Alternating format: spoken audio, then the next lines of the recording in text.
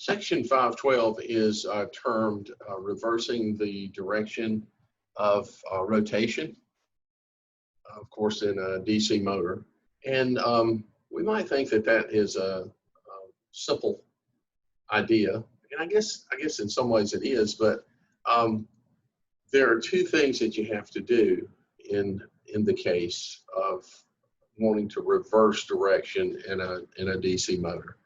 Both of those are outlined there in 512, and you do either reverse the armature connections, and he tells us that the interpoles are considered part of the armature connection.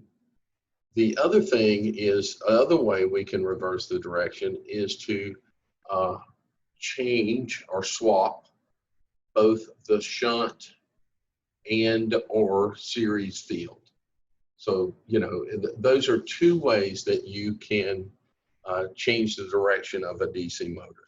Now, you know, that seems sort of trivial, I guess, at some levels, but, you know, I know a situation where some very experienced and accomplished engineers who worked at a nuclear facility. I lost my arm here. Where'd it go? There it is. Worked at a nuclear facility. They had a backup system of pumps that ran off of a source, a DC source. The source, actually, the DC power came from hundreds of lead acid batteries that were connected. And these pumps were to be used in the event of loss of power at a nuclear reactor.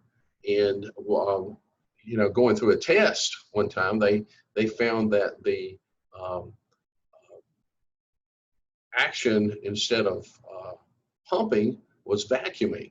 And so the connections had to be reversed, and for the DC motor.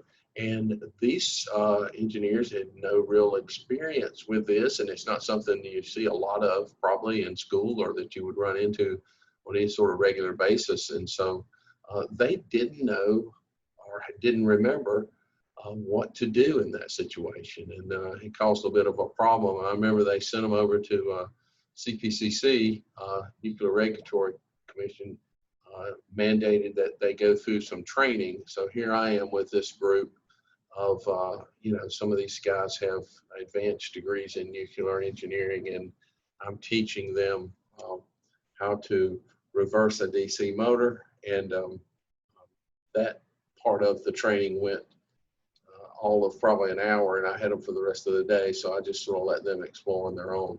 But anyway, let's look at what this connection swapping would appear to be, and how you go about that, and what we would actually do in the lab to make this happen. So what we're seeing here is a compound motor, and he is showing us in representation A here, right here. This is the original connection, and you know, here is the shunt field. We see it in parallel with the armature, and here's the series field here. Okay, so in part B of this, one way to change the direction is to simply swap the connections to the armature. And so basically what happens is this becomes connected to here, and this becomes connected to here, and that's what we have in B.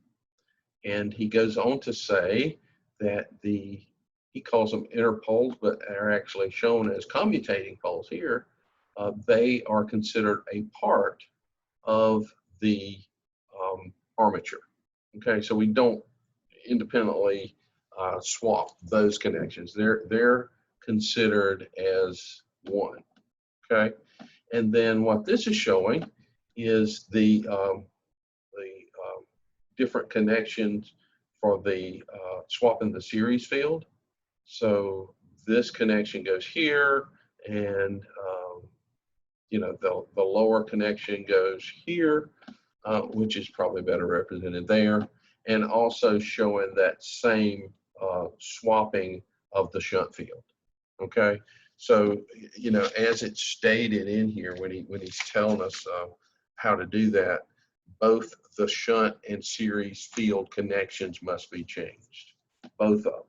That's changed and that's changed. And when we say change, we're swapping them, you know, from a negative to a positive and a positive to a negative and that sort of thing. Okay, so that's 512. Change in direction of a DC motor.